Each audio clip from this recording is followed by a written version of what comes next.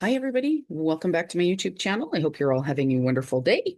Merry Christmas. This video will be going out on, I believe, on Christmas Eve. So, ooh, sorry about that. That just came out of nowhere. Anyway, so just Merry Christmas. So this is going to be the second last video in the holiday 2025 series. I'll also have a video coming out on New Year's Eve as well, because that's still part of the holiday season. So, that'll be the last weekly update. After that, we'll go back to the every 2 weeks for the rest of the year. I don't know. I might try and do in July. I might try and do 4 videos for Christmas in July. We'll see what that ends up looking like. But today I'm going to be making a holiday card. Go and figure. I'm going to be using the stamp set. It's actually stamp and die set that was created by Christina Werner for Concord and Ninth. It's her first collaboration with them that she did. Would have been a year ago. So this would have been released September of 2024. And I got them last year. I think it was in November or December, and just haven't used them yet. So I'm actually wanting to be able to take some time to utilize my new stamp set. I have another set that was part of her collab because it was a great new release and had some really fun stamps in it, and stamps and dies, etc. And I really like the look of them and picked them up, but haven't had a chance to use them yet because, by that time I was done all of my Christmas cards. So as I said, it has so this is the stamp set. So it's got some really great greetings, some trees, whatever, and then you can get, so then there's the dies that are also sold. So this would cut out the trees here, so you can cut out just individual trees, like do the solid trees and stick them all over your card if you want to create a scene, or on this one you can actually cut out stamp and then cut them out. But the other cool thing too is it also comes with stencils to stencil, like to color in the trees instead, if you don't want to have to use stamp and ink kind of thing. You can just ink them in if you want to do like each tree an individual color. So I'm going to start with I want to stamp and emboss. So I'm going to do the Mary here, but I want to do it because what the letters come out looking like when you stamp them and then when you cut them out, they look almost like a collegiate font. So the black ink that you see here, that would be the stamp, and then the die cuts it out like this. So I want to do I'm going to do white on red cardstock. So I'm just taking some red cardstock. I'm pretty sure this is just Michael's 65 pound. And I am going to, I've already put, because I had to test this out, because again, first stamping, right? First time using the uh, stamp set, etc. So I wanted to check and see if that actually worked the way that I thought it was going to work. And it did. So yay. And so I've added the stamp into my stamping platform. So I'm going to stamp this out. I'm going to put my cardstock into my platform here, and I'm going to take my embossing tool or anti-static tool, and I'm going to put down some anti-static powder because I've been touching the paper. So the embossing powder will stick to the oils from my fingers, stuff like that. I don't want that. I want just the embossing powder to go where I want it to go because I'm using white. And when I go to heat it, if I have white anywhere it's not supposed to be, it's going to show. It's going to stick. Yeah. So basically, I'm going to do a very good coating. That's a little bit much, but that's fine. We'll go with that. I'll blow off a little bit of that, but like I said, I do want quite a bit on there. Now, you can ink up using sticky ink, so you can use Versamark or whatever embossing ink you have. But because I'm going to be using white white embossing powder, I actually want to stamp. I'm going to use my white pigment ink because this will stay wet long enough for my stamps to for my embossing powder to stick to the image, but it's also going to be white underneath. So that means then that my white embossing powder doesn't have to do as much work. I'll have an immediate white. And if I happen to miss anything, like any areas, the white will still show. right? Because it'll dry and it'll be white underneath there. So you can see that I've actually stamped out the white. So when I go to put my embossing powder on there, should I happen to miss any place, and my intent is not to miss anything, but this, then I wouldn't have to restamp it just in case I do miss something. But I do want to have that be a nice crisp white, give it a pretty decent chance for sticking. So I am going to stamp this a couple of times just to get a really good coating in that area. Ooh, boober doober. Shipped it. Wonder if be able to use the same. Yeah, I have it down there. Okay, so we're going to stamp it again.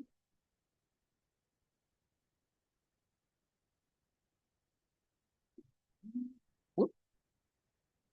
And this is just a air hockey puck that I use for putting pressure down and giving a nice smooth coating. Oh yeah, that's good. Giving a nice smooth coating and a nice even press without having to put too much pressure on my fingers. And also it helps me not have to do like I don't you don't want to do chest compressions because you don't want your lines from your stamp to blow out, like get too thick because you can see how nice and thin these are. Okay, so I'm just going to move my stamp platform to the side here, and I am going to pull out my white embossing. I'm pulling out my silicone heat pad or silicone trivet.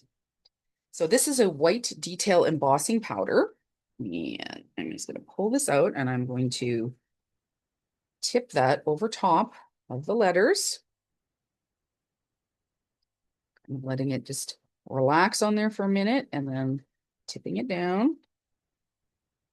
And a little bit of the last one here. I want to make sure that I'm getting a really good coating, good coverage. Mm.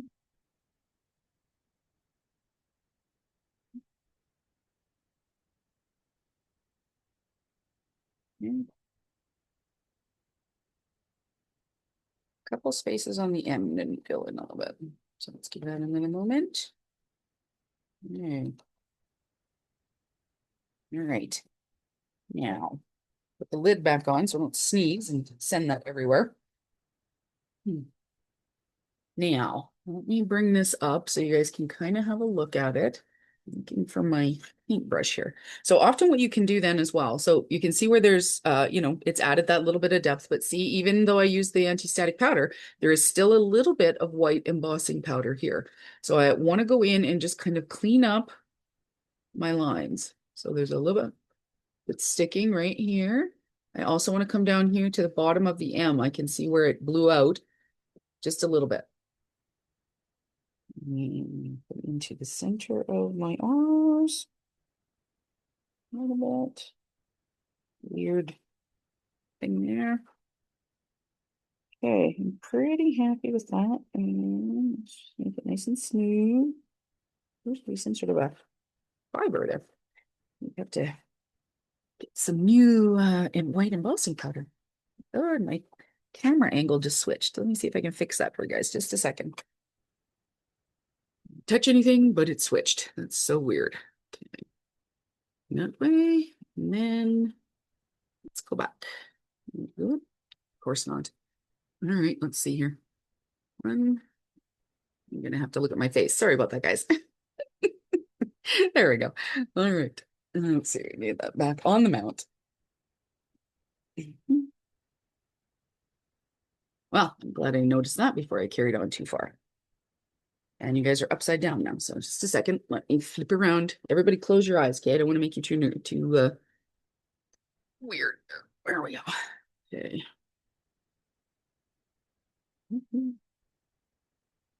And the set. I'm not sure why it keeps doing that, but okay.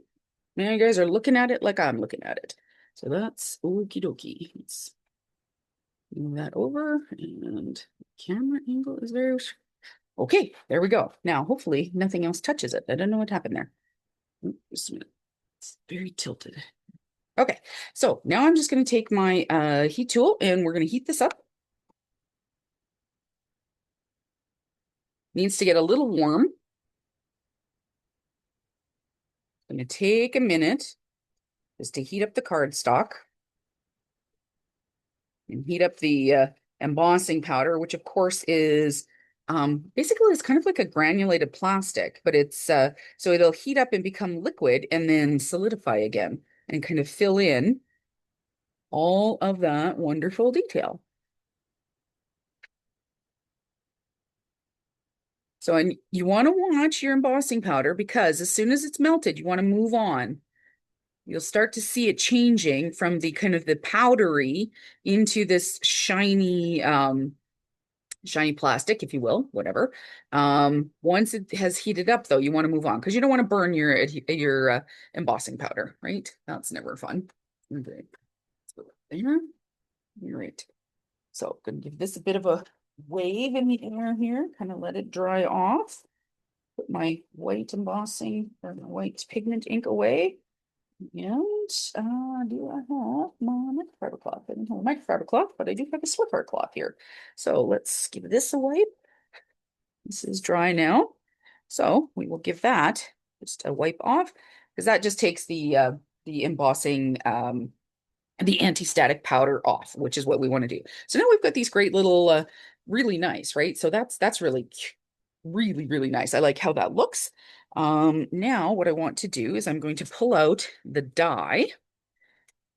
No, I lied. What I'm going to do is stamp my other sentiment first before I do this. So I'm going to get out a piece of white cardstock. Do I do white cardstock or do I want to just do it right onto the card front? It's a good question. I'm cutting this out. You know what? Nope, I'm just going to stamp it. I'm just going to take a chance and we're going to try and do this as a not a multi-layer card. So let's move on then. So first of all, I'm going to cut these out, get that ready to go. So I need my platforms here, cutting, and I need the die, which I've already got.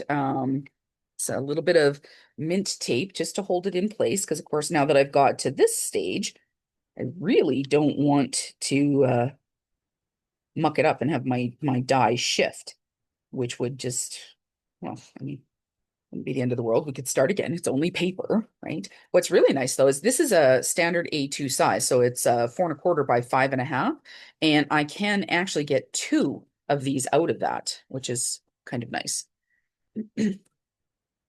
So now I'm just going to put this onto my magic mat and I'm going to run this through my die cutting machine, which I am using a Gemini Junior, which is an electric machine, which is really nice. So you might hear the whirling of it here. I'm just off to the side.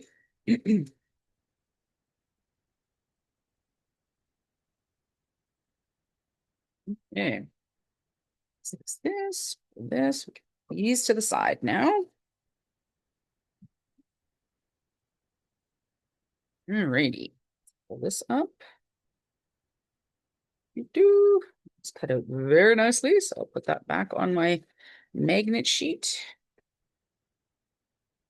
And the Y. This to the side. So now what I want to do, I've already cut these out twice out of white paper, white cardstock. So, and as I said, because I wanted to test and make sure that it would stamp and cut out the way that I thought it would. Unfortunately, I was going to try and glue them with the stamping one, but I did it wrong on that one. So essentially each one has two layers now. So this is going to be the third layer for popping it up. And I'm just going to adhere these and kind of stick them to the side here while we do the rest of the card. So I'm just adding a little bit of liquid adhesive to them and then popping them down. And I'm going to get some stamp blocks to help hold that together so that the adhesive can grab. So good trick here is making sure that you're adding your adhesive to the back of the one that you want on top, because that's how I managed to muff up that first M there, which was pretty funny. But you see how you could do this with any kind of color too. You could do this on white cardstock and stamp the letters, each individual letter in a different color if you wanted. that would work. Yeah, or you don't have to emboss. The impression came out very well with just the black, and that was the first time using the stamp. I didn't condition it or anything, just rubbed my fingers over it a little bit, but the yeah, came out really nice, nice and crisp. And if I was just doing the single stamping, like if I didn't, I knew that that was going to be a layering layer, like one of the layers that I was planning on doing. Um, so I wasn't super concerned about it having a great saturation on the ink. So I only did it the once. But if I really wanted it to be like super, super crisp, I could have stamped it a second time because again, it's in my stamping platform. That was lucky. That landed adhesive side up.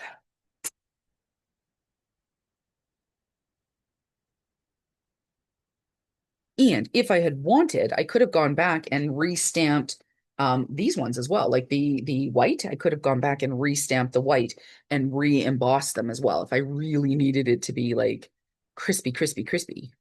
But I'm pretty happy with how they have turned out. It will give the general gist of the card and will look quite nice on the card, I think. All righty. So I'm just switching each letter out as I'm just to give it that couple of seconds to press and to have help the adhesive adhere there. So the next thing that I want to do is I am going to pull out, so this is my card. So this is going to be a standard A2 size, so it should be 5.5 by 4.25, and it is. And this is I'm pretty sure this is Accent Opaque, 100 pound is, I believe, what it is. It's a nice crisp white, so I think that that's going to stand out really, really nice. Like, look at how nice that's going to be on there, right? Um, so I'm going to do this. And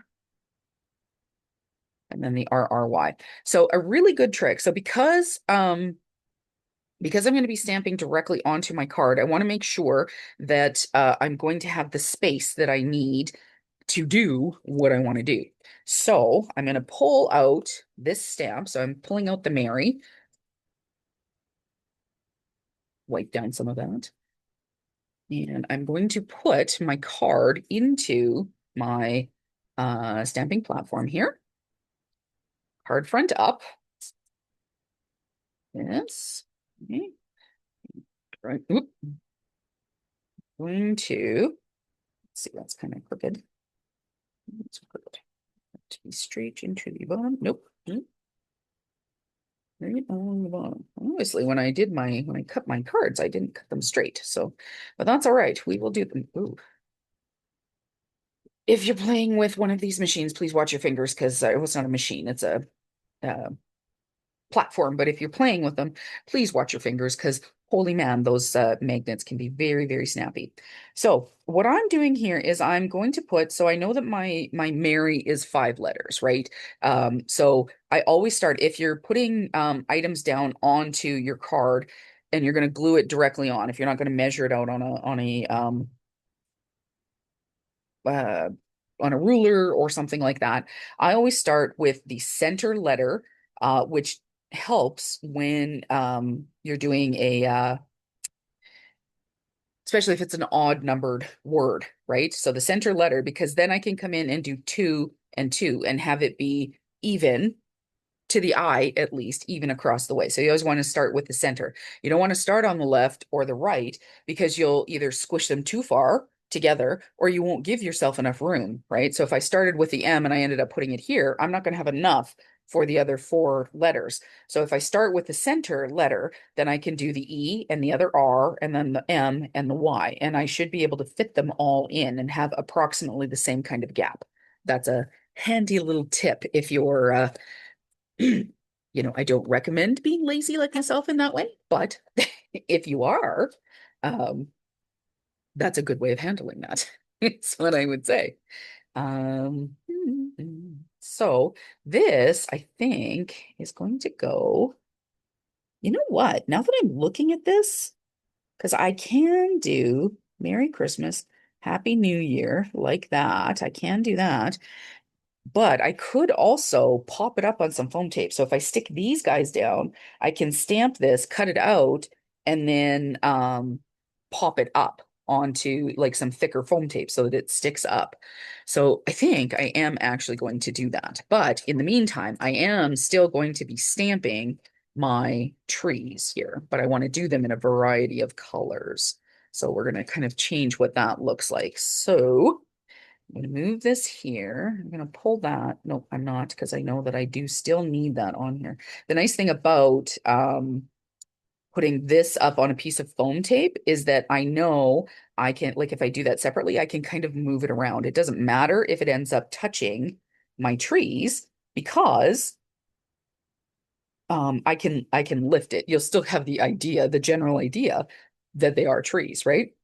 Okay, so I like where that is, but I do want to move my card up a little bit.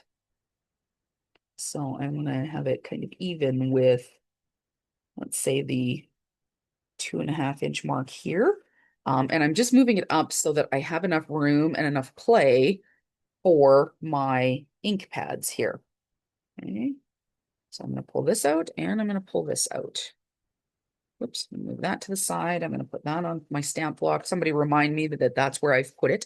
Okay, so pull this down. I'm going to pick up the stamp. Okay. And now, yeah, let me see if I can, let's move that out of the way here so that I can move this into the shot here. There we go.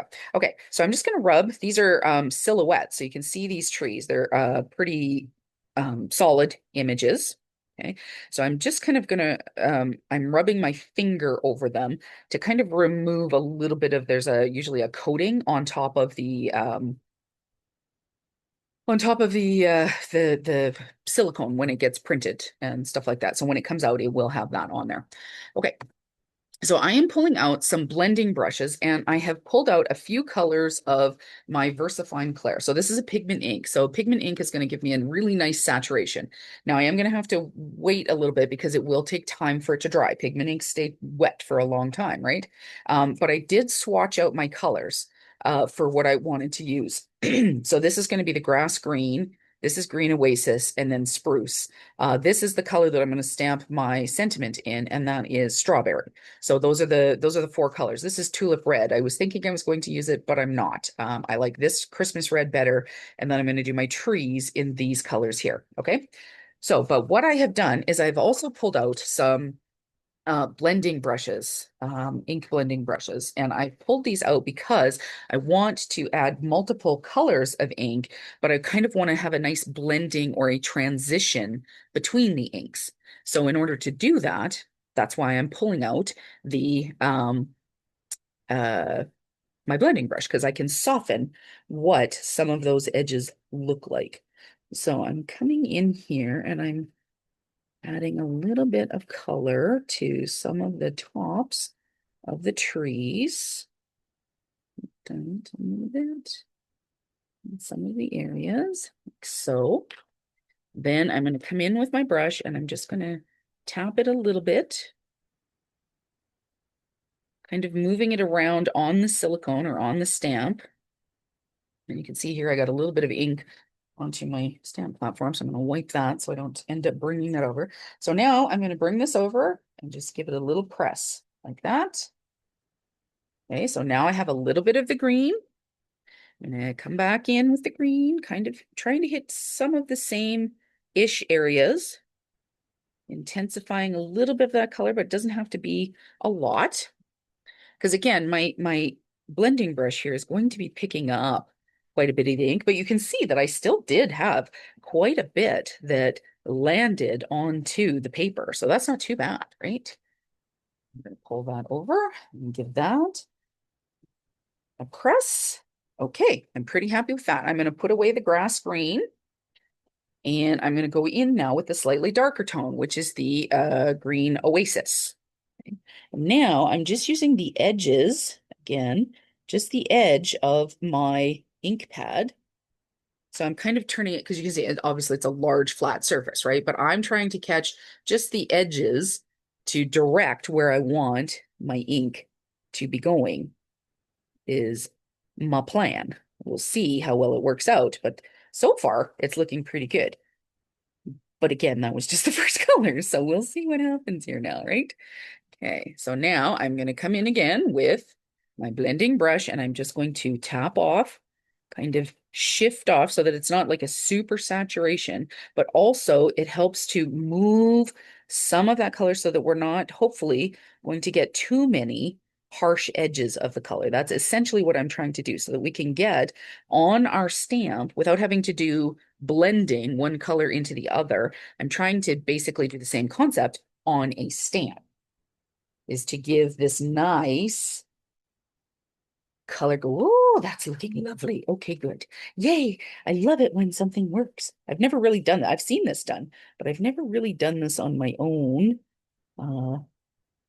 images, etc. So I'm kind of pretty tickled that this is working how I was hoping it was going to work. Because this is one of the ideas, sometimes when you see a stamp set, you get an idea of, oh yeah, I'd really love to do that. And kind of want to give it a go, but it doesn't always doesn't always work out how you think it's gonna work out, has been my uh sometimes my experience. Okay, second coat. Oh, those are going to be so pretty on there.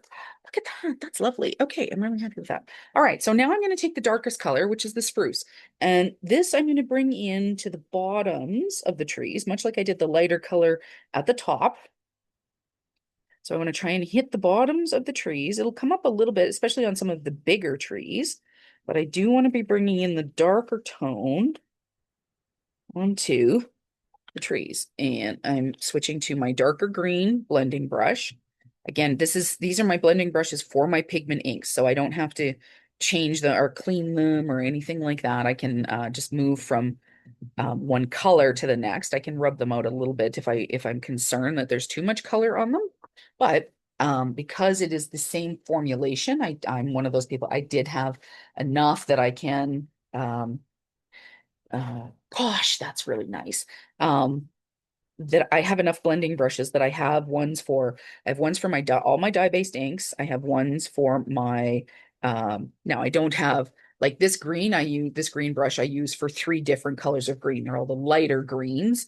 This is my darker greens, but these are just specifically for my pigment inks. I have ones for oxides because they are a different formulation. I have ones for what else? I have um dye-based pigment, oxide. Oh, yeah, and distress ink, because those all have different formulations, right? So I want to make sure. And I thought that dark is too far up there. So come in and buff it down a bit. There you go. Okay. Um, so that way then I know I can just flip from one to the next, color to color. I don't have to like go ahead and clean out the brushes. If you can, that's something that I do recommend. That's a good investment because it saves you a lot of time of having to clean out your brushes, things like that. Because you want them to stay somewhat saturated. Wow, that's pretty. Oh, I'm so happy with that. Okay. So now I'm just going to give this a wipe down. Some of that ink off of there a bit. And that. So I'm going to move that to the side and I'm going to pull my card out and put it just to the side there because it's going to need a little bit of time to dry. While I'm doing that, I'm going to pull out I need some white cardstock in order to stamp my sentiment. So I'm going to do what I said I wasn't going to do because, that's how we roll. And we're going to stamp the sentiment, which I put over here. So this is Christmas and Happy New Year. So I'm going to do that. I'm also going to do, there's another one on here as well. There's many greetings on this stamp set. So it's got seasons greetings, wishing you and then there's another smaller Merry Christmas. There's a larger Merry, sending all the and bright holiday wishes. So I'm going to stamp out wishing you because I can partner that with the Merry Christmas and Happy New Year. So that's a you partner those. Okay, so just sticking those in there. Like so pick that up, and I'm gonna stamp this out in the strawberry, VersaFine Claire strawberry. It's this really pretty red. This is actually one of their newer colors that they came out with. Um, Ooh, that's good. Okay, so I'm gonna ink that up one more time. A little bit of a glue there. Mhm. Oh, yeah, nice and bold. That's good.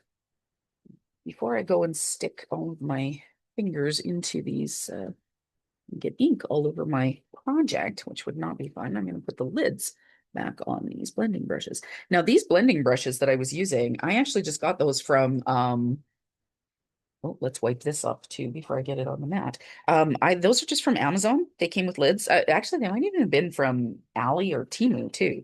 You don't have to get because they're basically what those are is that's just a it's a makeup blending brush because some of the brown ones that I've gotten, I actually just got from Dollar Tree of all places.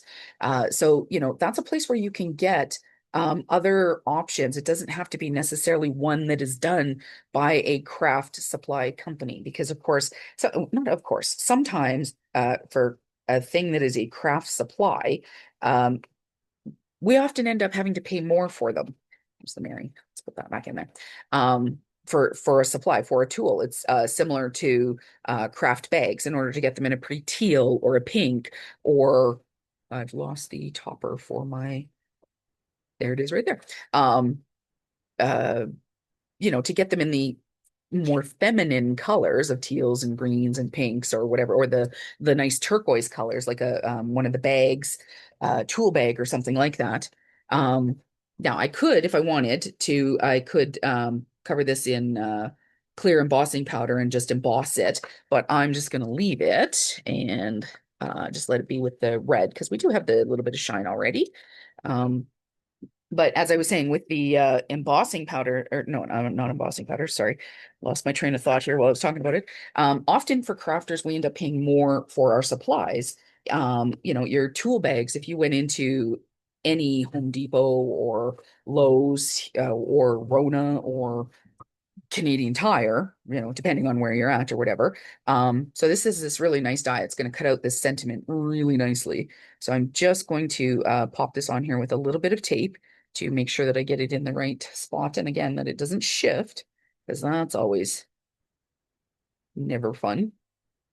Um, if you were to just go and buy like a construction toolkit kind of thing, you would pay probably half of what you would pay for the same things manufactured by the same people through for a crafting supply then that because it has the more feminine colors on it versus a construction kind of thing. So just something as a FYI to keep that in mind there.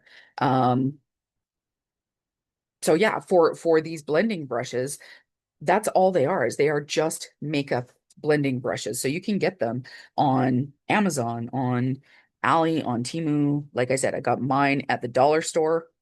Very, very simply, get them with the lids. The only thing that I do recommend is that you get ones that have a white brush instead of brown, because it makes it much easier then to see what color you're using for what. That's the only thing that I recommend. They don't have to have colored handles. You can get black or brown, simple colored handles. Just make sure that the bristles themselves are white, and then it makes it much easier to keep track of what's what in your stash. Okay, so I'll run this one through as well.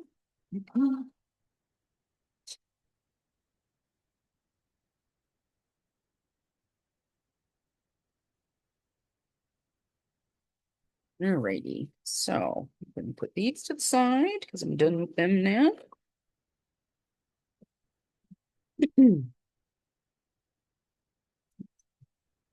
Look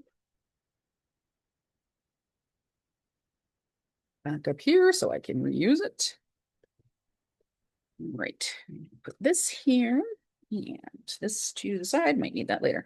Okay, so for these guys here, so you can see that I left the little tail. Now I could go in and take the die and cut it off. So do my die, put it back on my thing and tape it here and have it cut, and it would cut that end. So you just kind of let it hang out on here.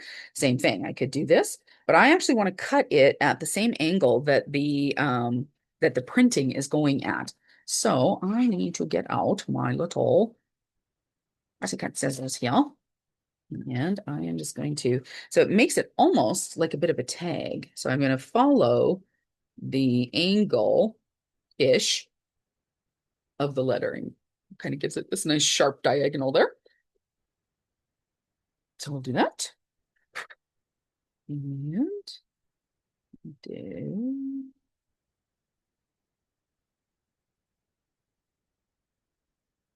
that. There we go. Not out there. Okay, so let's start assembling this card, shall we? Please here. Alrighty. So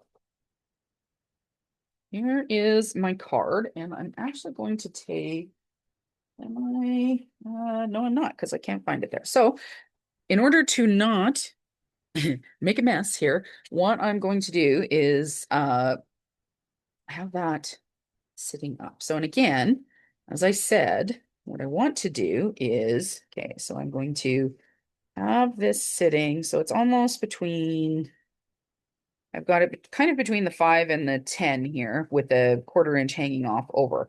So I can see here that this 7.5 inch mark is about halfway. So what I want to do, so I'm going to do this. I'm going to put these down, and I'm just going to do a nice layout, trying to figure out what I like in terms of what's going where. So this particular card, you can see here that I've done fairly traditional colors for Christmas in the red and the green, right? Red, white, and green. Fairly traditional. And then do this. Now, also the other thing that I could do, because the trees go up and down, if I wanted, I could do almost kind of like that. I could do that. That's kind of cool too. Hey, so then what I can't, wait a minute, I can hear you. Then what I can do is wishing you a, which I would pop up. So you can see that, wishing you a Merry Christmas and a Happy New Year. So those would be popped up on top. So let's see what it looks like with this straight across. Like a straight sentiment. So which one I like. Okay. With that and with that. So that's kind of nice too, huh? You know what? Because I'm going to do the, oh no, because that one's going to be stamped. Yep, because I'm going to do a straight across, because I'm going to do 2 cards today. So once this one's done, if you guys want to fast forward or whatever, you can. But for this one, I am going to do the wonky do sentiment. I am. I think it's kind of cool. So this R, I'm going to push the E down. So the other thing that happens then is then I don't have to worry about it being so perfectly lined up, etc. too, right? So that's kind of a fun thing, I think. Okay, and that Y can go over, that R can go over, this can come over a bit. See, so a little bit more space there. There we go. Making that space, that R can come over. There we go. Okay, so first and foremost, we're going to pick up this R, and we're going to adhere this one down. And I'm just using some liquid adhesive. This is my Bearly Art glue that's in here that I like to use. And we're going to put this up right in around there. We want it to be straight up and down though. Close enough too. Okay, that. And I'm going to come in with the E. So yeah, so I just in the My Sweet Petunia glue press. Yeah, mostly now just try to use liquid adhesive as much as I can. I'm finding that it's a more cost-effective commodity or tool to use compared to a lot of tape. So it's what I'm using mostly now, and seems to kind of work for pretty much everything that I need to do. Take the M, and the M is going to go slippage there. Oh yeah, that's fun. Okay, and we can get this R here. I really should have done the R next, but that's okay. It won't be the end of the world. I had it pretty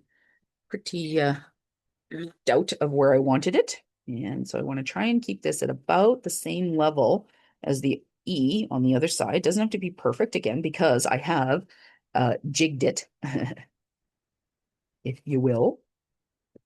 E.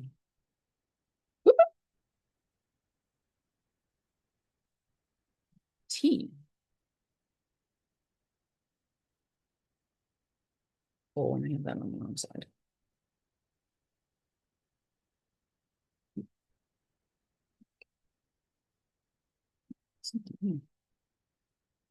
And coming in with the Y, and I want to kind of judge it based on the other ones here, and I'm gonna go there. That. Cool. Okay, so just for a second here, I'm gonna put this on. I'm gonna pull out my foam tape. We're just about done this card here. Pull out my foam tape. I think I've got some little strips here. I do. Yeah, because my other cards. All right, well, we'll cut this in half then, I think, instead. So pull out my foam cutting scissors. Nope, that's what I want to put to the side. Here we go. All right.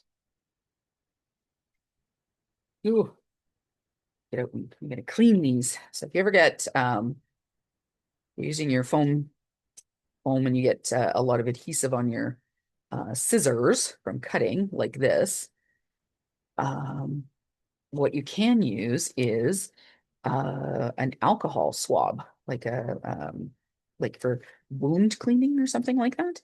Works like a darn. Pull this in and stick down my foam adhesive. Now my foam adhesive that I'm using is actually just photo mounting adhesive. It doesn't have a ton of lift to it, which is kind of nice because I don't want it to have a lot of lift. Um, let's stick this on actually while I'm fiddling with this. Uh, and mine actually just comes from the dollar store, so it works really good. It's just got a minor lift, like I don't know, a millimeter, maybe 2 millimeters kind of high. It's not super thick, which is good. Sometimes you want only just a little bit of heft. You don't want a lot of heft. Give it a little bit of a like that. Catch this angle there. Let's cut off just a little bit of this.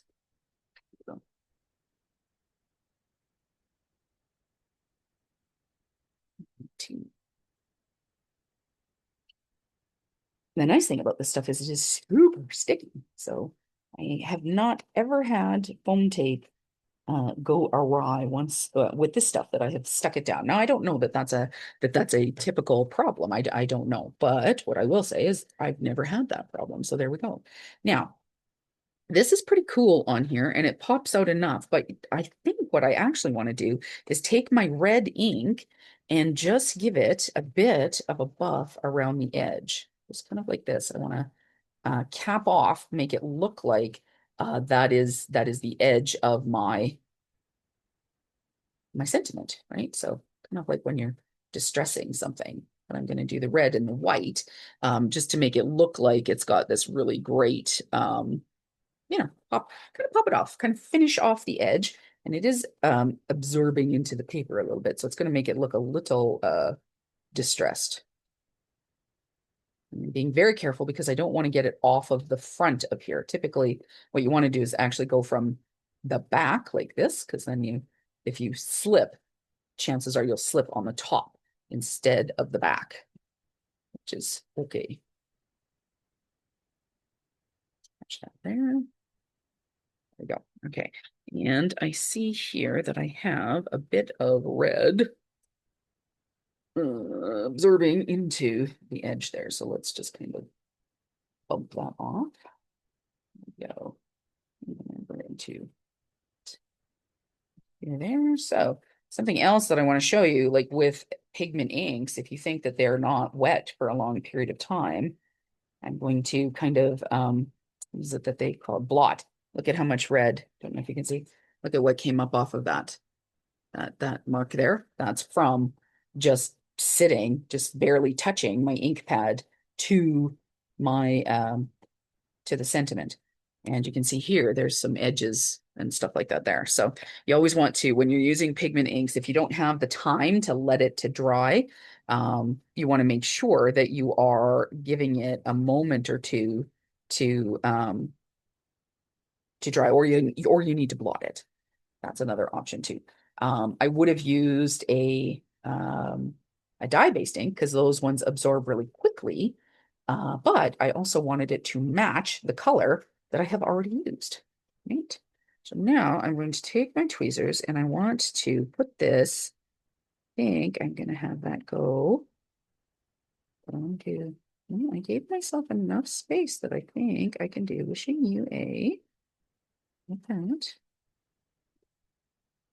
Then this one is going to go here. Merry Christmas and a Happy New Year. I think that's going to be really, really fun. Yep. I think so. Oops, sticky. And do I have, check and see if I have any, oops. Oh, I might not be able to do that. Okay, so my tweezers aren't, I put too much foam tape on there. So I want to go right across the bottom here, like so. Yeah, that's cute. Just like that. So it does cut off that one tree, but I'm okay with that. So now, let me see here. So this is our card. Look at how fun and festive that is. That is so nice, right? I'm really happy with that. But we can also, do we have any, bring out any Christmas ones? I did not bring out any Christmas jewels. So give me a second here while I find, oh.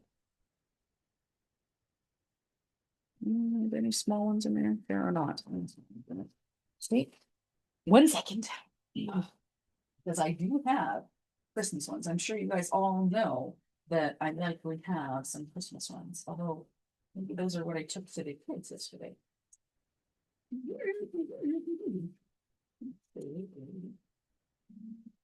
Actually, let's just do this one. I want some really pretty, just bright red. So this is actually my Canadian mix, which I won't be using on there, but these little sequins are just adorable. So I need my tool here. And we can certainly add in like a couple of little, like that. And then I think there is one that is bigger. Adds in just a nice little bit of shine, right? Kind of like that. And then this one, so just single. There we go. Yeah, that's really cute. Okay, I'm going to do that. Let's put these back in there. The lid on. I'll adhere these, and then I will quickly start the next card. Because again, I had another idea, and I think we could very easily do that. Down.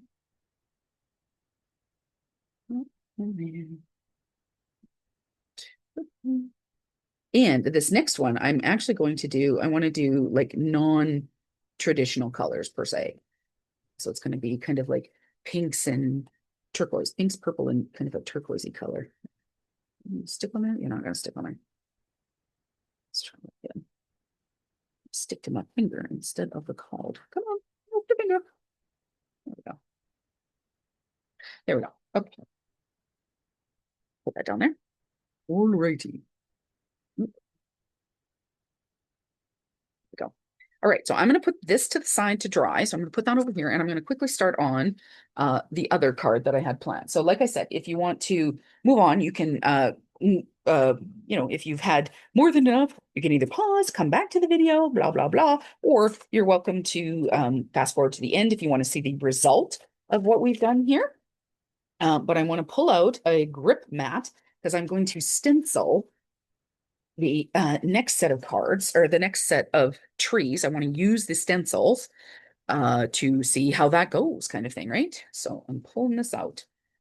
So this is a grip mat. I actually got this from Alina Cuddle. So that was on Temu. You can find them on Temu or what's the other word that I'm looking for? Allie. She often sells, so she creates her own merchandise, and then you can uh yeah, like so she's a designer and she has her own stamp sets, things like that. But this was one of the tools, and this is a 1, 2, 3, 4, 5, 6, 7. So this is, I believe, a 7 by 7 size, which works for the majority of the things that you'd be doing. So I'm going to use this piece of cardstock that I had left over, and I want to use the stencil. So essentially what I'm going to be stenciling is this tree set because I do have the dies, so I can cut it out. So theoretically, if this works, I should be able to pull these really fun colors off of here, um, and just kind of stencil a few of them and then cut it out, and then I will stamp my sentiments. Okay. Let's open this. Opening, opening, opening, opening. There we go. Okay. So I have, so there's a couple of different, um, you know what? I think I need to, yep, I'm going to cut this out first. That might be a good plan. Let's cut this out first because I think I'm going to have to put my stencils in the right places here. So I'm going to cut this out first. Let's do, I had my tape. Let's put some tape here. Out. And another piece of tape right there. And we will cut this out quickly. And then we will come back and stencil. So,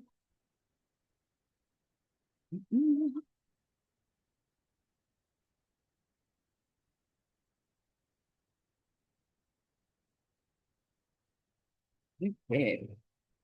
I'm assuming, yes, good. Okay, that cut out very well. So come in and put this back there. That's going away. Let's pull out our image like so.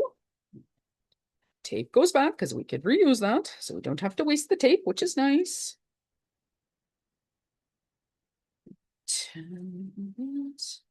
So there we go. Okay, so now what I'm going to do, so this will hold my the die cut.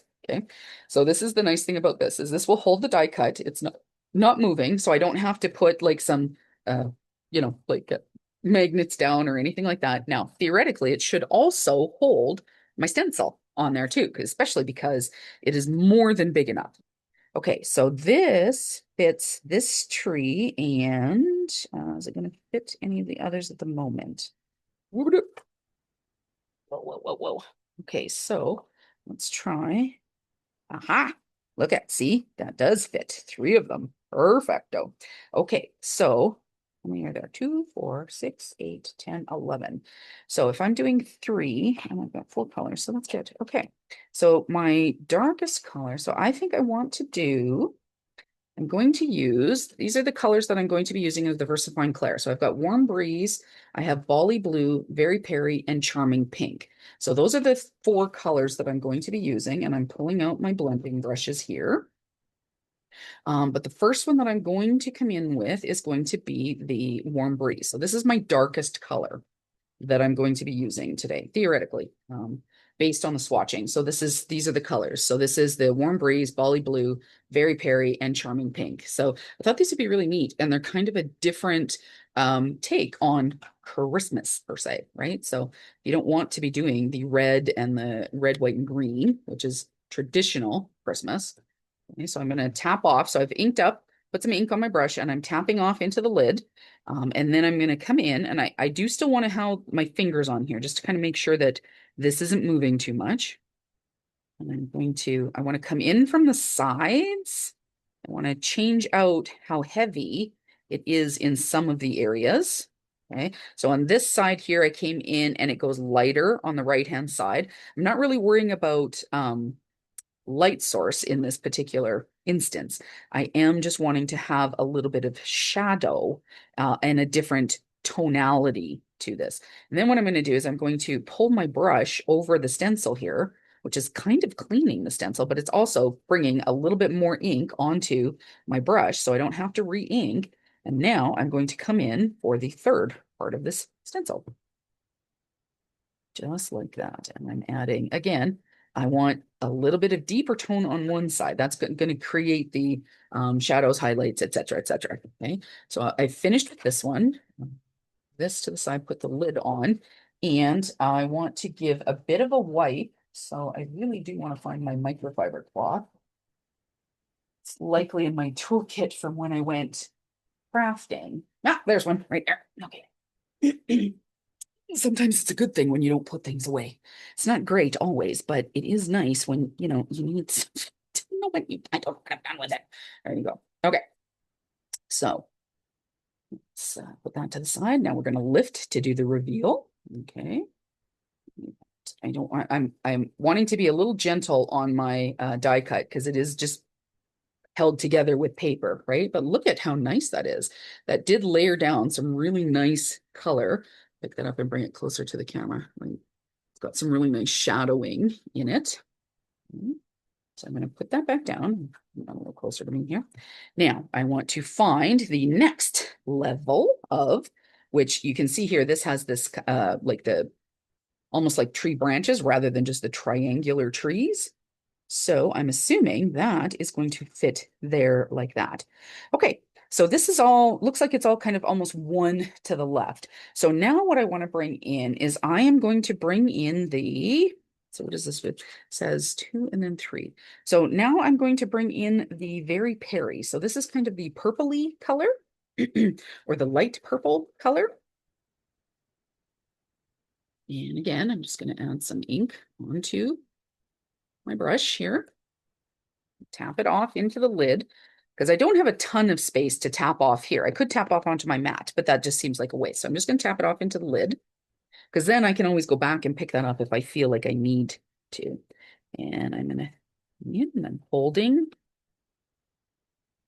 again, holding my, it's kind of coming more blue. I wonder how much blue I had on this brush. Okay. So maybe this is going to change up what I'm thinking the colors are going to look like. Because that's not coming through as the Very Peri color. So obviously I had a lot of ink on this brush. Again, it's a pigment-based ink, so that doesn't matter. It's not a formulation, but I have too much ink on this brush for the purple to come through. So I'm going to buff it off a little bit onto my microfiber cloth. And now I'm going to come in with, I'm going to re-ink it, tap it off. And now we're going to see, can we change that shade, make it a little bit more purpley?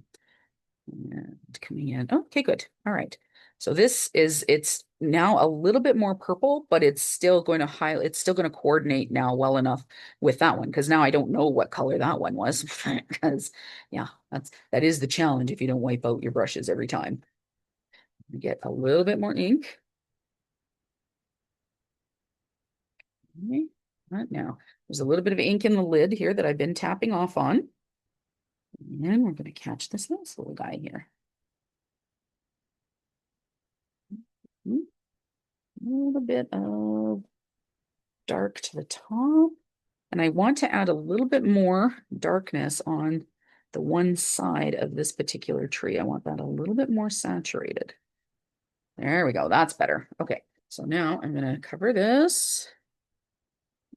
I'm going to cover this because we all know what happens if I don't.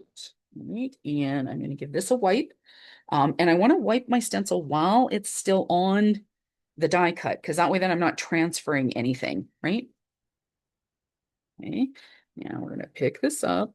Now you'll also want to, I don't know if you can see it here, but there's still a little bit of turquoise left from the first color on my stencil. So obviously before I go and put this away, I'm going to give this a wipe down with a baby wipe or in the sink too. Could do that too, either or. But now look at how it's looking really lovely.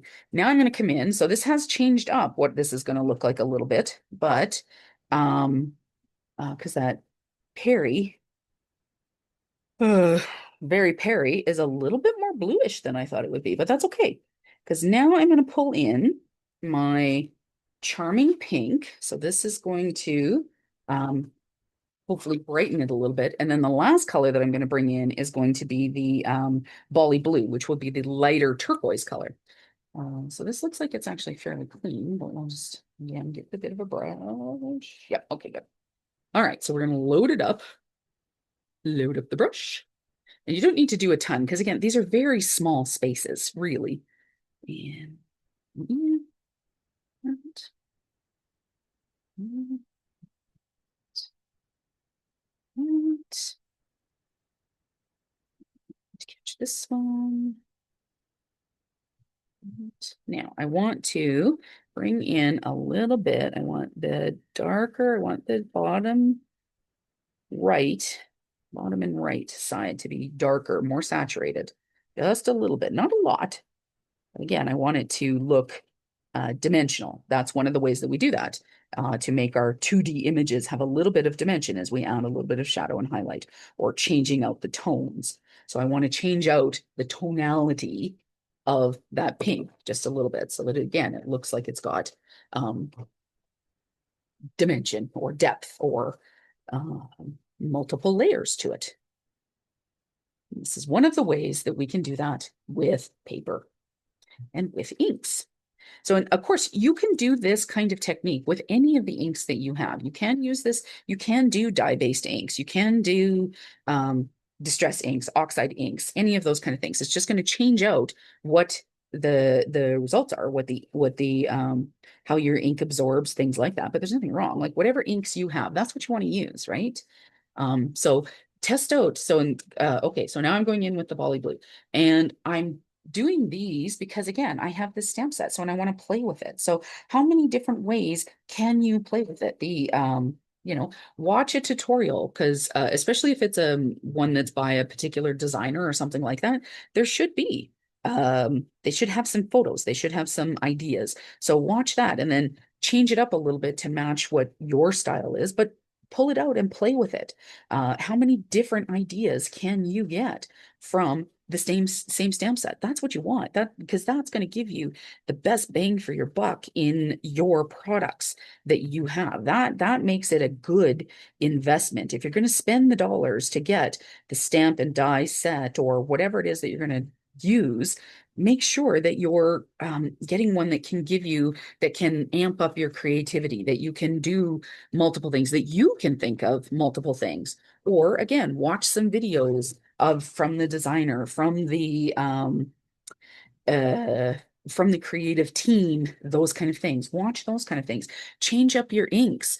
If you typically are drawn to rust, reds and oranges and yellows and things like that, change it up to some purples and blues, or do some greens with reds, or differing colors that are not necessarily in your wheelhouse. That'll give you, or that you're comfortable with, or that are your go-tos.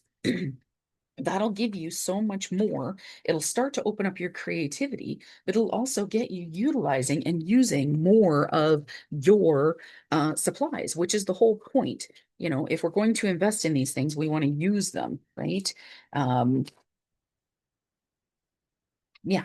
So that's what I'm hoping you guys will get out of this, because you may not have this set, and you don't have to have this set. But what can you create utilizing what you've got at home? Pull out some different things. Did you get a new stamp set this year that you've used it in one way? Perfect. Okay, let's try it now in another way. What else have you got that you can do with it? Have you got different colors? Can you orientate it in a different way? I don't know. Try it out.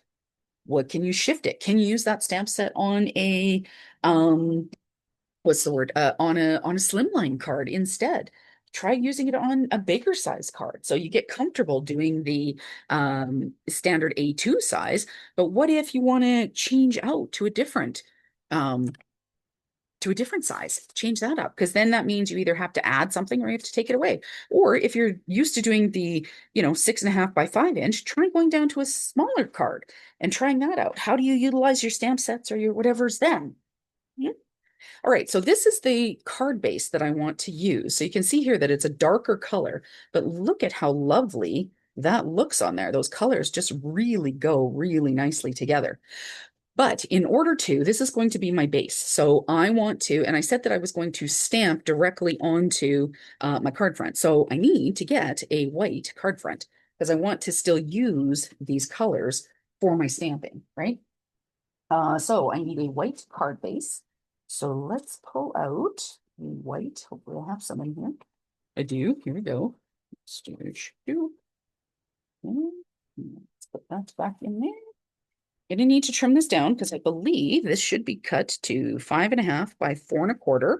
So what I want to do, I want to make sure that this color is showing because I want a base. So I'm going to cut off 1/4 inch. So I'm going to make this 5.25 by 4. So yes, that's right, 5.25, 4 by 5.25, or however you want to think about that. And that's what I'm going to do with that. So now let's pull out the stamp platform. Okay.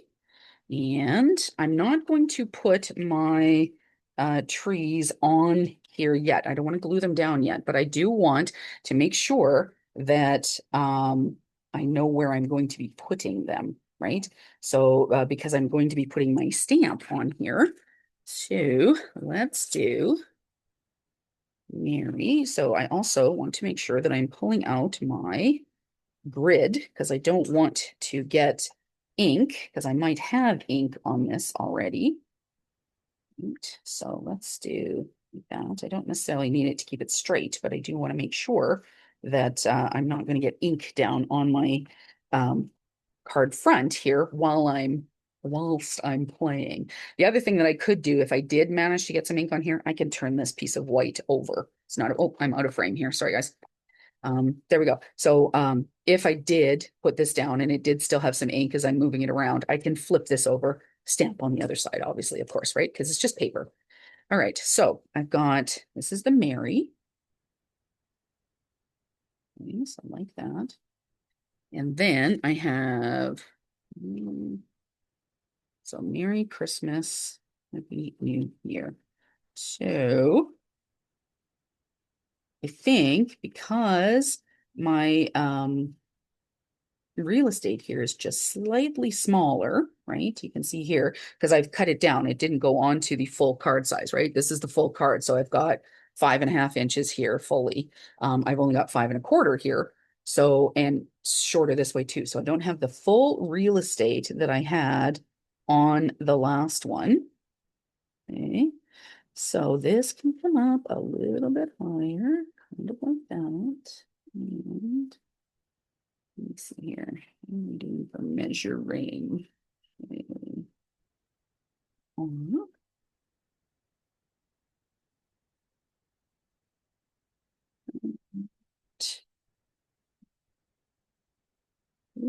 To be there. Okay, this one I'm going to leave out for just a second.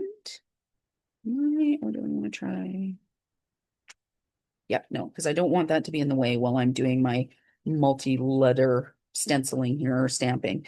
Okay, so I am going to pick this up using turning my door over here. Pick that up. Okay. Now I can pull this out. I'm also going to pull this out so that I don't get anything on it because we all know that is the tendency, right? Okay, so I'm going to stick this down. Actually, no, I'm going to stick this one down. And this one is going to go over here because I want this to be right in the corner. I want it to stay in the corner.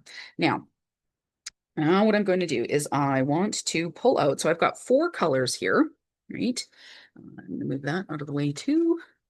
Okay, so I have 4 colors, and what I'm tempted to do is I think I want to do kind of darker to a lighter color in the center. So my lightest color, which was the Bali blue. So I think I actually want to use the Very Perry. I did say I was going to do the darker one, but I think I want to do the Very Perry in the center and then do, oh no, I'm going to do. Yeah, I'm going to do the Very Perry in the center. Then I'm going to move to the Bali Blue, then to the Charming Pink, then to the Warm Breeze on the outside. That's going to be my plan. So we'll go with that. Okay. So first of all, what I'm going to do is I'm going to pull out my blending brush here again. Okay. So I'm going to take the lid off onto the side. And so this is the Very Perry. And what I want to do is I'm going to stamp the R. This. And again, I'm just using the edges and I'm going to come in and I'm going to soften some of the edge of the R of where I was stamping with. So again, I'm going to do multiple tones. I could just do each individual letter, a color if I wanted, but I want to try and again blend across the way. So and you can see that I got a little bit on the E, and that's okay. So that means then that I want to make sure I am getting that over there. I'm getting some more onto the E a little bit. So again, I'm just using the edges of the stamp pad. Okay. That. Good. Okay. So now I'm going to put my lid on this thing. I don't want it to get um onto my inks here. Now I'm going to pull out the Bali Blue and I'm going to give my stamp a bit of a wipe here. Okay, so now with the Bali Blue, what I want to do is I'm coming in on the E, the edges of the R, and some of the other R here. Okay.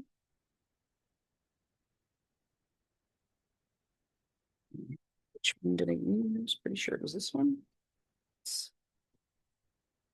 Yeah, it was this one. Okay, so this is my Bali Blue brush, and I'm going to tap off the edges here and the center for sure of the R because I don't necessarily need them there. Okay, pull this over. Ooh, that's going to be fun. Okay, cool. All right, so I'm going to ink up again on this corner of this R, a little bit into the center R. Definitely more of the E. That. Tap off this edge. Okay. And I've gotten a little bit, so I want to make sure that my ink pad got a little bit on the solid area here. So I'm just going in with my pad here and just kind of, or my baby wipe and just giving it a bit of a wipe down to make sure that I am not, I could get a little carried away. And I'm trying not to get too carried away there, right? Alrighty. Righty. Okay, that is pretty good coloring. I'm pretty happy with that. So we're going to put the lid on this guy, and that is covered. We'll give this a bit of a wipe. Now we're going to come in with the Charming Pink, the brush, my blush, and the Charming Pink. And we're going to do the side of the M, side of the E, like that, other side of this R. A little bit and a little bit into the Y, I think. Just a bit of the edge of the Y. A little bit there. And I got a little bit carried away here at this edge of this R. So in case I squidgy and press a little bit too hard, this is why I'm just cleaning up just this edge here, because it's just hitting on the flat part, which is fine. But, more dabbing, because again, we want this to kind of blend in a little bit. Going into the Bali Blue, into the but it'll also, the pink will then also transition into the Warm Breeze. Oh, that's looking kind of cool. It's kind of looking a bit Northern Lightish almost. And the funny thing, this was totally not my intent today when I started out doing this one. But again, I'm having fun with my stamps, which is nice. And you can see here where we're starting to get some color blending too. Like on this E, it's looking quite purpley, which is kind of fun, right? getting a whole new color that wasn't necessarily there. And that's all right. So we'll give that a buff. And go in with the last color. So I'm going to cover this. And we're going to go in with the Warm Breeze. Okay, give this a bit of a wipe. Keeping the cross-contamination off, just in case. Alrighty, so now I want to come in this. So we're going to go in with the rest of the M for sure here. Like that. Blending into. I'm also going to need the last little bit of the Y here. See where that goes to. And we're going to pop a bit of that off here.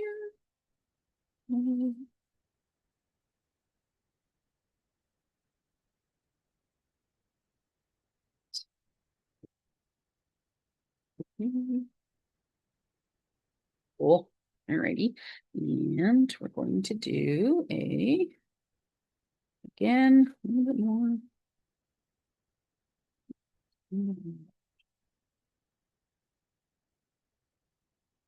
Got carried away here. All right.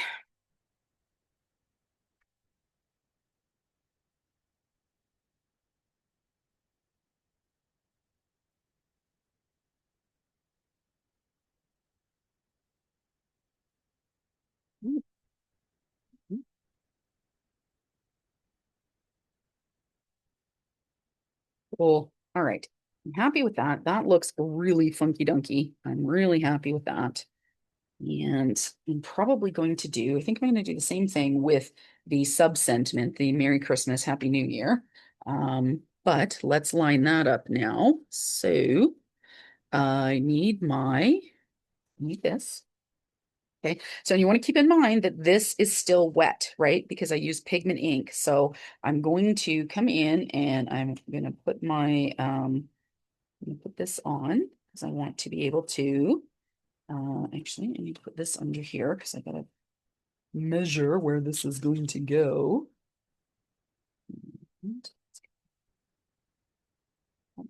Some low-ish. This is going to come in here. And I think I'm gonna have to cut off a little bit because I'm a little further this way than I want to be. So I'm going to do this.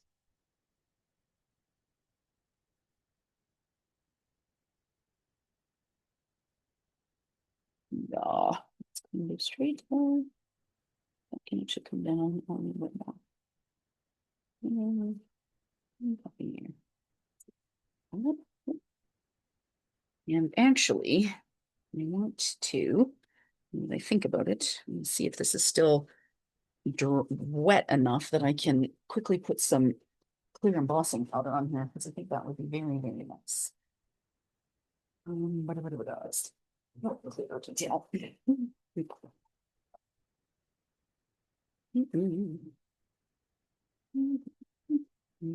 Now, because I'm using clear, it won't really matter if it ends up in someplace else. So I'm just going to stick this down and heat emboss it. And if I end up with embossing powder in another area, that's not going to be the end of the world because it's clear. It's clear on white. So it's not going to hinder or block anything that I'm planning to do on the rest of it here, right? So let's do this. Get out a nice little.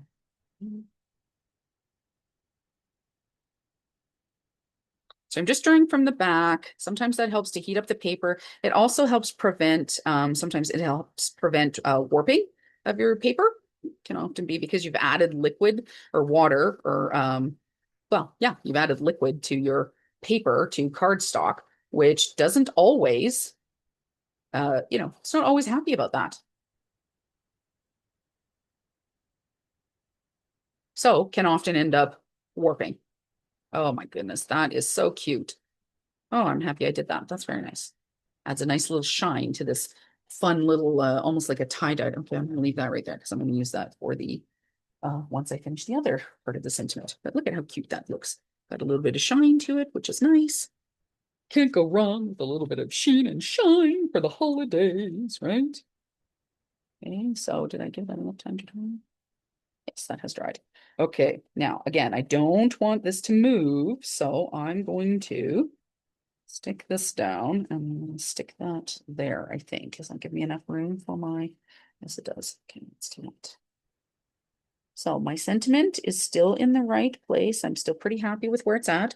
So I am going to start. Yeah, I'm gonna do the same edging, I think. I'm gonna do the same tones moving in from the center. So I'm gonna start with my uh warm breeze at the edges. I'm just gonna that, that, tap it off a bit. Tap, tap, tap, tap out. Mhm. And in. Tap out.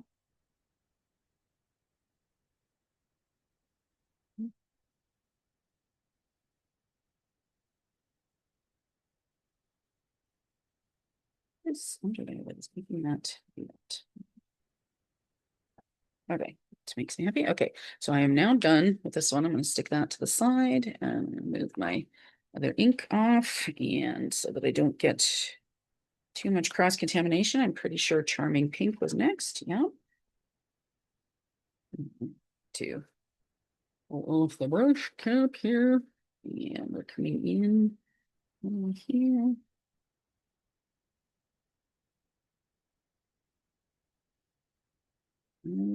Too far here. So I'm gonna pull this in. Right. No, got too much Christmas in here too. Okay, I'm gonna tappy tappy tappy, tappy tappy.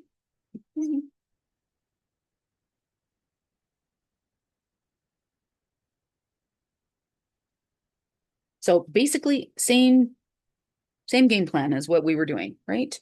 That's all I'm doing is just adding basically it's same game plan. Nothing has changed here really.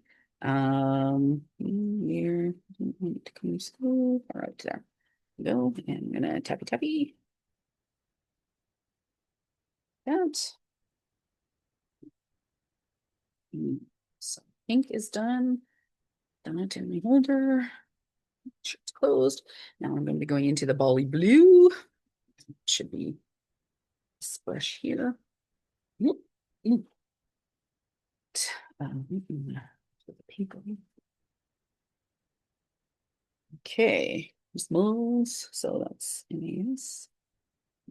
Here. And I think I have these here.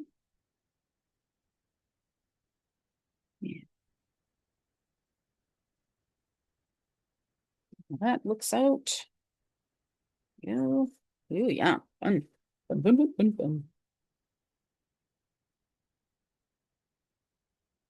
Well, I'm hoping everybody has managed to finish their Christmas shopping. Hopefully you're not still, I don't know about you guys. I have one project that I'm still going to be working on.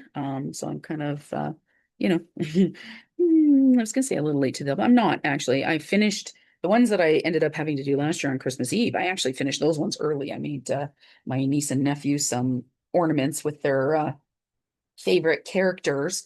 My niece loves Minnie Mouse, and my nephew is very into I'm gonna call it oh no, my stamp just moved. Son of a gun. Um, so we're gonna try and line that up. Oh, really? My nephew is very into superheroes, etc. Um, okay. Hot tip, when you're cleaning your stamp, don't get too aggressive because you'll shift it. Which isn't great. But here we go. We're going to wing it. We're going to hopefully get it. It's close enough. Fortunately enough, it's just the center part now, which I think I'm hoping I'll have been able to get pretty close here because that'll suck just a little bit. Okay, so now I'm just doing the and uppy. So just this area right here. Very, very soft. I think I got too carried away this way. And there we go. And tippy tappy that. Go. And hopefully I guesstimated pretty good. I did. Yay, me. A little bit more blue.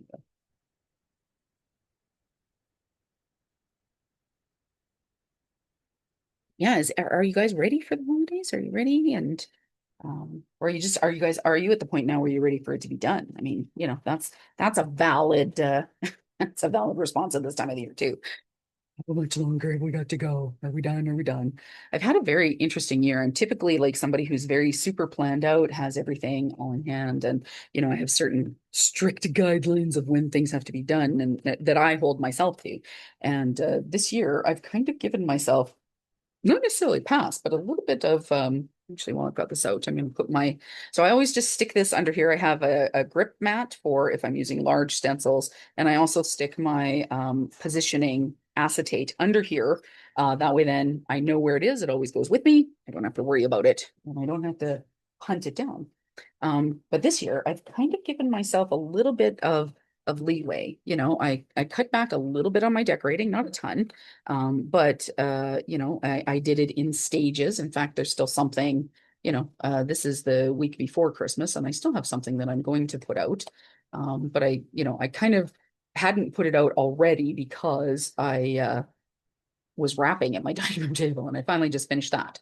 So I have this really beautiful I have a beautiful dining room table, but I also have this beautiful light fixture that goes over it that I put Swarovski snowflake ornaments off of, and then I hang, which I leave up for winter, but they're just so pretty because it has the sunlight comes in through my patio doors, and it just call it like I get this beautiful rainbow time, and I just love it. But what I also do then is I have some ornaments that I hang from there that are like reds and snow, like ones that I've made that make it look Christmassy in the meantime. And so those haven't gone up yet, but I'll be doing that now that I've got the space because I finally finished my wrap, and so I cleaned up that mess.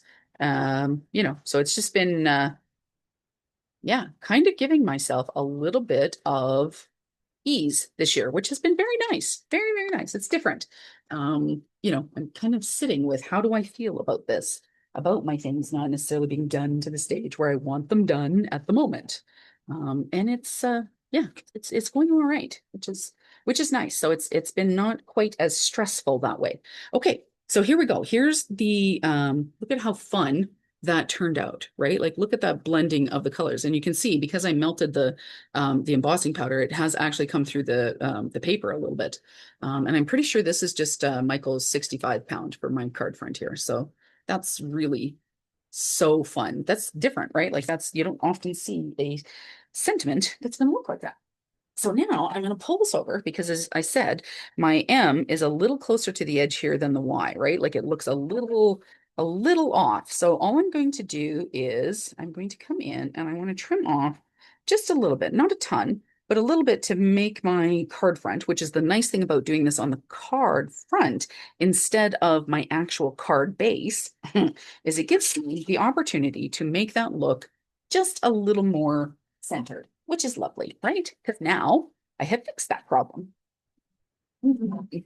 Okay, so we're going to do this. This is going to go on there just like that. Isn't that nice? Okay, so something else that is in this stamp set that I will show you, especially since how we've now gone on. This is quite a long video, but by all means, go ahead and fast forward and do what you need to do there. But incorporated into the stamp set is this other stamp here, which I would actually end up cutting this into pieces because you can see here, like you're supposed to be able to put it on here, but and it's supposed to fit onto a couple of the oh, maybe it doesn't need to. Like technically, what I could do is fit that on there like that and do some heat embossing. Like I could do silver on there or white, make them snow or like a garland or whatever. But if I were to cut these, so there's more than enough space in here to cut these, I can actually go in with this. So this looks like a garland, like a ribbon, and I could make that fit onto there, stamp that, or onto the bigger one if I wanted. I can take this snowfall, which looks like either snow or like ornaments like bulbs, and I can do a couple of them here. I can do those here instead, or I could do those. And so I could stamp them and do them in either white or gold or silver or red and emboss them, right? And have that be decor on a tree. See, it fits on there as well. Then there's this one, which has some straight lines, and this one. And those fit on the smaller trees. But again, if I were to cut those out, so if I take my fussy cut scissors, so when you're cutting a stamp, if you're going to do what they call stamp surgery, so you put it and you pull just a little bit, so you don't want to stretch it out totally, but you're going to cut in between your stamps like this. So you can do this with a sentiment as well, if it doesn't quite match exactly what you want. So I'm going to pull this, and probably what I would do on this, now I could have kept this together so that they fit together, but I can still, if I want to use this as a full set stamp, I can still put these two together, or I now have them separate and I can take this instead. And let's say I wanted to add these little bulbs, I could stamp them onto this little tree over here instead, which as a whole stamp set, I can't do that, right? So I'm not going to trim off the extra spaces in between, because when I want to put this back together and use it as it was intended, I want to be able to match them up on my stamp block or in my stamp platform or something like that. I want to be able to match them up. But in the meantime, I can now put this on a separate, I can put it on a stamp block, or I can take a separate little stamp block here, and I can take this and go, okay, I want that to go there. And I want to do the same on this one, and I want to do the same on this bigger tree here. And then I could do them all in silver or gold kind of thing. Okay, fine. I will do that right now just to show you guys that that's possible. Okay.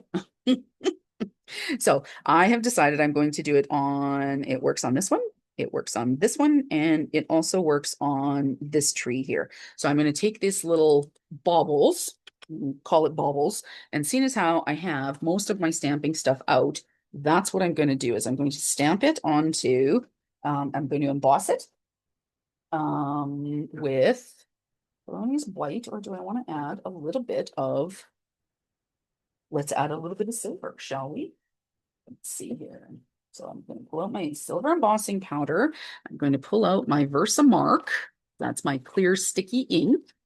And I'm not going to do this on top of anything. Make sure that I have my stamp in the right orientation, which I do.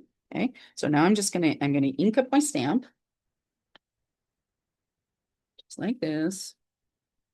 And I am going to go in and I'm going to put my hand down on my, nope, you know what? I'm not going to do that. I'm going to put a magnet down. That makes more sense. And I am going to stamp. Make sure I've got good adhesion. And I'm stamping down like that. Okay, and I'm going to move this over. I'm going to re-ink up my little set of baubles. This is hilarious because this was not intended to be done today, but here we go. Heard you guys saying, come on, Green, go ahead and show me. Okay. Make sure that I'm getting good adhesion, because again, I'm not doing this on my stamp platform, right?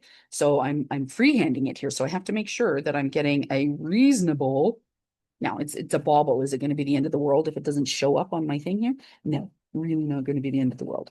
And let's put that right there. There we go. All right. So now I'm going to finish with my Versamark. Let's put that away. Need to clean that off quite yet. But what I'm going to do is take my tweezers. I'm going to hold it here. Nope, I'm not. I'm going to hold it here because I can get all three trees then. So this is my silver embossing powder. So as I think you guys have heard, I recommend, in general, I recommend that you have three, rather than having a ton of embossing powders, there are 4 embossing powders that I recommend that you have. The first one and the most necessary is going to be the clear, clear detailed embossing powder. Because you will use that on anything that you have pigment ink for. You don't have to have the funny colors. You don't have to have all of the different whatevers that you're looking for. You can use your clear embossing with any pigment ink that you have. So whether it be white, black, pink, turquoise, whatever. You don't have to have the other ones. Um, you don't have to have any other embossing powder beyond your clear detailed. It will add that color and that shine. So now, because of course I was silly and did not use my embossing, um, anti-static embossing, and I've been touching this, and it is pigment ink, so it's still even a little wet from um, when I did the ink blending previously. I'm gonna have to go in with my paintbrush here and remove some of the embossing powder that's in the edges here, in the areas I don't want it. So yes, clear embossing, detailed, fine or detailed, and clear embossing is if you're going to get into embossing powders, that is the one that you want to start with. Everything else is a bonus. And you don't need the one that I don't recommend is black. Black gets everywhere and it just gets seen. You're much better off stamping with a black pigment ink and using clear embossing powder. Then you won't get all of those fine specks, right? You'll still get the fun image of the embossing, but without all of the fine black specks all over the place. Um, so that is so clear detailed, I recommend. Now, if you wanted to do like a black, if you had a black sparkle one, okay, that's different. And you have to be very particular, very careful when you're stamping it. Because again, those speckles will be everywhere, much like when I did the white on the other card that we did. White would be the second embossing powder that I would recommend. If you're looking at the necessities of embossing powders. First one again, clear, fine, detailed. Second one is likely that you will use the most would be white, white embossing powder. So again, you want a fine or a detailed embossing powder that way. And then if you tend to do a lot of holiday or Christmas items, I would recommend silver and gold. Those would be the ones that I would recommend that you will utilize the most. After that, you can do a clear sticky, which helps you adhere things like what's the word I'm looking for? Like Gildan flakes, something like that. Um, or flocking. It also works for adhering that. The other one after that would be like a thick, chunky embossing powder. If you want to see that in action, watch the first video in January, not the New Year's Eve one, but the first video in January. I am using and showcasing thick, chunky embossing powder, and it is so cool. You can do really cool things with it. But again, is it a necessity? No, not at all. Hooper, turn that over. Get closer to this here. So yeah, those are the things that I would recommend. Um, those are the ones that are the top six, if I would say. But again, the most important one is your clear, fine, or detailed embossing powder. Then moving on to white and then silver, gold. You can also do, whoops, sorry, moved my thing there. You can also do champagne, like shiny ones. You can do those, or getting into the thicker and chunkier ones. But your fine one is going to do the most. Now you can see here, I missed a few spots. Like look at here where I missed, because again, it was sticking to my ink, right? So on the blue one here, you can see where it's got a little bit here. It works for me on this because it kind of looks a bit like lights and stuff, but that has really cute little bit of detail. Alrighty, so now because this has this edge of white on it, I also want to, now I think this is the funny thing is I'm fairly certain I took that with me to do the craft project with the kiddos. Let me see if I can find my, here it is right there. Okay. So I'm gonna bring out my Jiffy marker, which is a permanent marker, because I want to add a nice little bit of edge to the back of this because it's going to go on this white. And as you can see, it looks like I'm going to pop it up, but if I hold that up, it kind of blends in a little bit, right? So I want to add a little bit more definition to it. So to do that, I'm going to, from the back here, I want to outline my die cut, and I'm doing it from the back again so that it doesn't come and hit the front of my detail. If I make any mistakes or I catch any edges, I want it to hit just the back and draw along the back of the edges. So I'm outlining. So this is really great when you're doing, if you have critters that you're using, see, and that exactly, see where I drew that over. I don't want, oh, you can't see that, where I buggered it up right there. That's why it's on the back and not on the front, because that would not look pretty on the front. This edging detail helps to add a little bit of definition on the edge, because anytime you're using a die cut, it doesn't cut right up against where you have stamped, or like these I did, well, these I did embossing, or not embossing, no, sorry, I did stenciling, right? So you can see here where it has that fine white. Most of your critters or anything that you're die cutting will have the same thing. So what I want to show you is look at the difference just by doing the edge of the black. You can see it has cut off the edge of my image. So it gives it versus, see, I haven't done it over here. Look at these blend in compared to the black right here where I finished those edges. So it gives it that edge of detail that helps to separate it again. So without having to pop it up, I might pop this up as well, but it gives it that shadow effect and the finishing off of. So this is a great thing to do if you've got like, especially if you've done critters too that you've colored. So smaller dies where it has added, or where you've stamped your image and you've cut it out using a die cut, it doesn't get right up to the edge of it. So this helps to finish it off. So you can either go in and cut more of it to get right to the edge of the image, like fussy cut. But the whole point of buying the dies, of getting the stamp set with the dies, is so that you don't have to fussy cut, right? So this adds that finishing option. Now, is this a necessity? Of course not. None of this is truthfully a necessity. See, and that again, this is why you want to do it from the back, because if I had done that on the front, I would have ruined my entire image and I had to start all over again.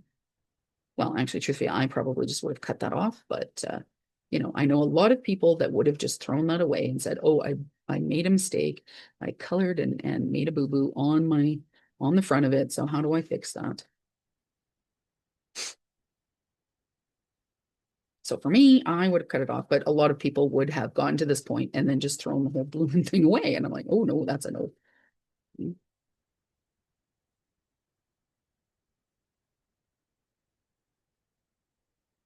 So this way, by doing it from the backside, I don't have to be quite as precise. I still want to be enough so that I'm not like, ooh, slipping and possibly catching to the front there. But it's lessens my chances of doing that, let's say, which is good. That's what I want. I want to lessen my chances of having a boo-boo. Okay.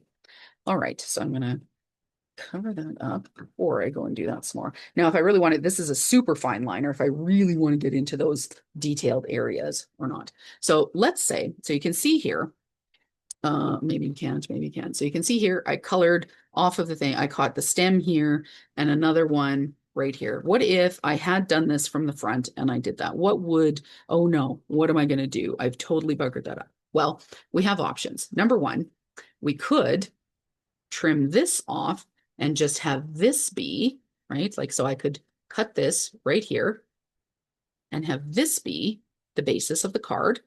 And then I could do, like, if I trim that, so I could actually, even truthfully, I could do these on here. I could still trim this. That could go on the inside of my card. That would be really nice. Doesn't have to be this whole forest. Okay. The other thing is if I, let's say I got the thing right here, I could cut this off right here. Nobody has to know that that's supposed to be a full-sized pink trunk. You don't have to know that, right? All right, we're getting close to the end here, guys, getting close to the end. So I am liking that. I am going to pop that up a little bit, but first of all, I'm going to stick this down onto my card base. first and foremost, a little bit of powder on it, but that's okay. Pull this up and we're gonna put some adhesive on here. This is hilarious. This video ended up, because I did two cards, this video ended up much longer than I thought it was going to. Sorry about that, guys. But I hope you're enjoying it and that you've learned a few things, a few tips and tricks, but also playing with your colors. Let's see what you can do. Utilize the supplies that you have. So, Christmas time we tend to get a lot of, well, I don't know, I get a lot of craft supplies because my family knows that that's what I like, and that's usually what I ask for, those kind of things. But maybe you're not. Maybe you're just wanting to utilize what you've got. Nothing wrong with that. That's a great thing to be doing. But hopefully you're being able to kind of check this out and see what else can I do? Can I change up my colors? What do I make this look like? How do I continue to play with this? So I'm going to take this and I'm going to pop up these guys and I'm going to use some strips here because I don't need the full things here. So I'm going to pull. This will help me save me from having to cut down my big thick foam, which would not be fun. And we don't need a ton of it on here. And it one's slightly longer than I intended it to be, so let's put it over here. But what's kind of nice about these little thin strips, and I think these are, well, I got mine from, I'm pretty sure I got them from, I think I got these from Tina. Might have gotten them from Allie. I'm not sure. I've had them from a bit, but I know Doris used to carry some really great foam tips, I think, or foam strips, like these thinner ones like this. I think I have some here from scrapbook.com. You can also get them in black too, which is really nice. If you're using black cardstock, it's really nice to use black 3D foam so that you're not seeing it from the edges, like when you go to, from the side of your card, because that's not always aesthetically pleasing, right? Okay, so look, that went too far down. So that, yeah, so we continue. Gonna need another one here. Nope, two, I just need one. These little foam strips too, just as an FYI, are excellent if you're going to be making shaker cards. They're really nice to layer and pull off, so that's kind of nice. Good to maneuver around on things as well. And you can get them in different thicknesses, which is very handy. Oh, okay, then it's going to need to be trimmed. Stop sticking to me. So yeah, coming to the end of the video here, guys. I hope you've enjoyed it. I hope you're all going to have a very Merry Christmas, Happy New Year. Like I said, this is going up nope, sorry, not New Year's Eve, Christmas Eve. And so I hope you enjoy time with your family and friends and whatever your traditions are, that you have some time to craft. And then I will have, for the holiday 2025 series, I will have one more video coming out on New Year's Eve. That's going to be the plan, to have one for New Year's Eve, and it will be a holiday card, but also one that could be like a winter birthday or a winter sentiment. So for like if you have an occasion or something for January, February. So that'll be, how do I take a stamp set that is meant for that was created for Christmas, and how do I turn that into something that I can use more through the year versus just only at Christmas? Because that's, again, how are we getting more use out of the supplies that we're purchasing and utilizing? How can we use them more? So that's what's coming up. Yeah, if you have any questions or comments, or how did you do that? Where did you find that? By all means, please, you can put them in the comments section. I do read everything. Please keep your comments kind. But I look forward to hearing from you. Welcome to the new people. We've had a few. I guess technically this is my channel, I suppose. But we welcome to the crafting community here, guys. These are class length videos, more than, it's happening in real time, essentially. So you can craft along with me. pause and kind of gather some of the supplies at the beginning, or watch to get a general gist of what's happening, and then pause and, kind of catch up to that point, and then we can kind of finish or continue on. So I hope you guys are enjoying the class length videos. I'm keep trying to make them shorter, but as evidenced by today, it didn't happen. So there we go. This is real time crafting with me. So yeah, I hope you're liking that. By all means, in the meantime, you're welcome to fast forward through anything if I'm just mammer jamming or stamping, or you're getting the gist of what it is. That's, not offensive at all. I totally get that. But welcome to the new people that have subscribed. If you're new here but haven't subscribed, please do subscribe, and so that you're notified. Turn on the notification bell so that you do know, or you are notified when I'm putting out new videos. Once we get into the new year, new videos will be coming up again. It'll be every second Wednesday, so every 2 weeks there's a new video that comes out.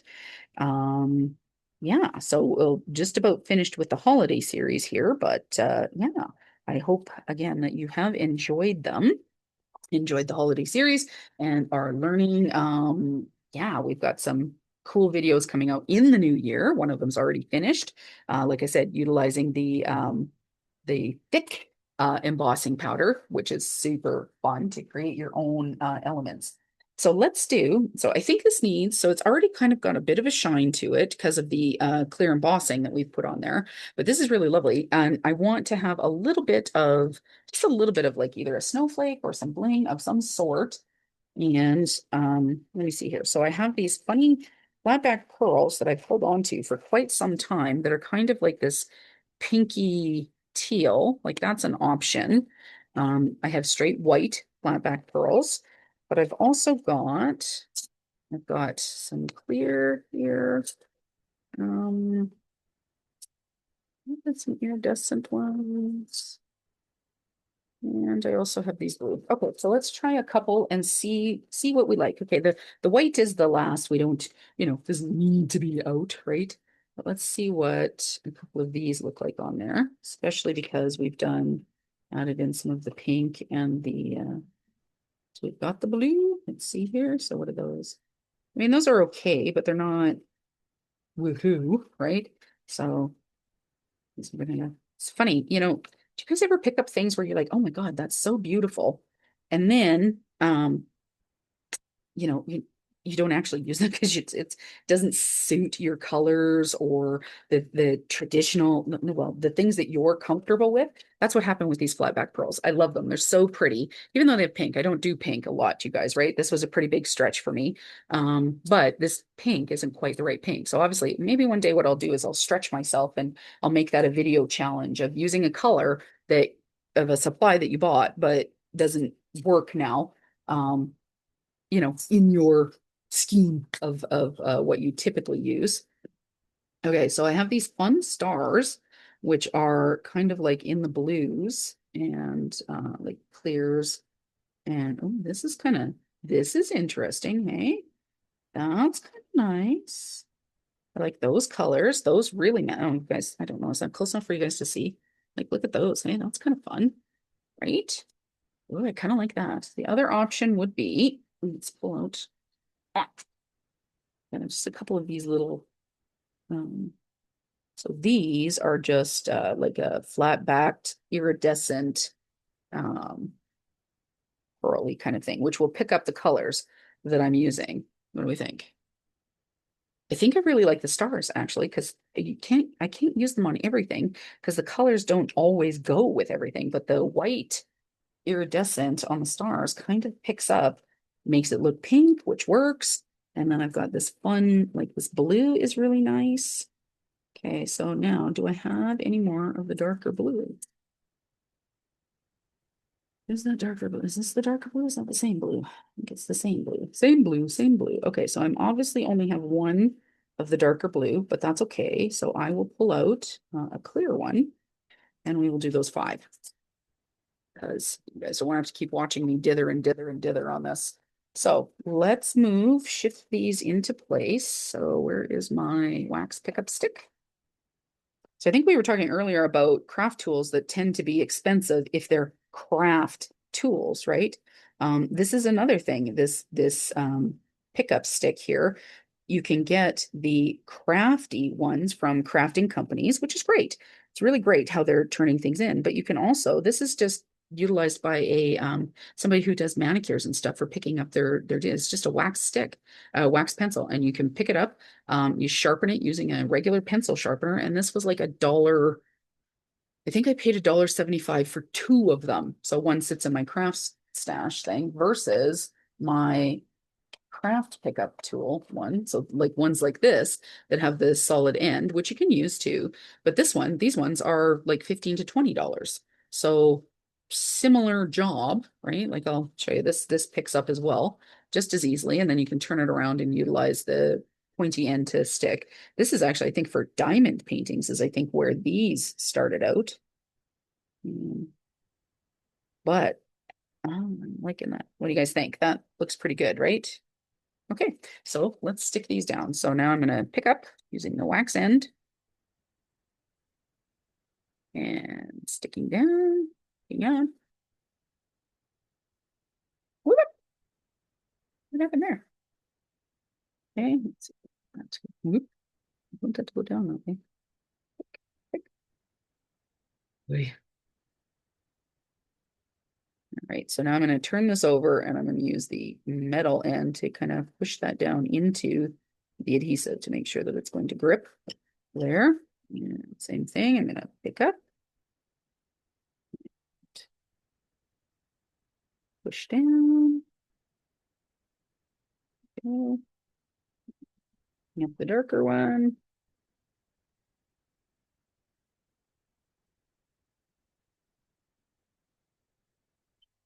Alrighty. So there's a little bit of bling on here, but not too much, so it's not extra heavy or anything like that. Put this to the side, put that to the side. So that is our card. So those are our two cards utilizing the same stamp set. So they have the same general, obviously the same components to them, right? Because this, I use this stamp set, this stamp set, this stamp set, exact same things, but two quite different looking cards that are very festive and fun. Okay, guys, that's going to be the class. You guys have had more than enough for today. So I'm going to let you go at that. Thanks again for joining me today. Happy holidays to you. Enjoy. Remember to please like, comment, subscribe if you aren't subscribed already.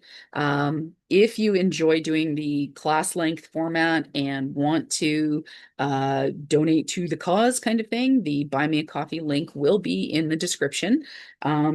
And I will see you guys in the next video. I hope you have a wonderful day. Take care.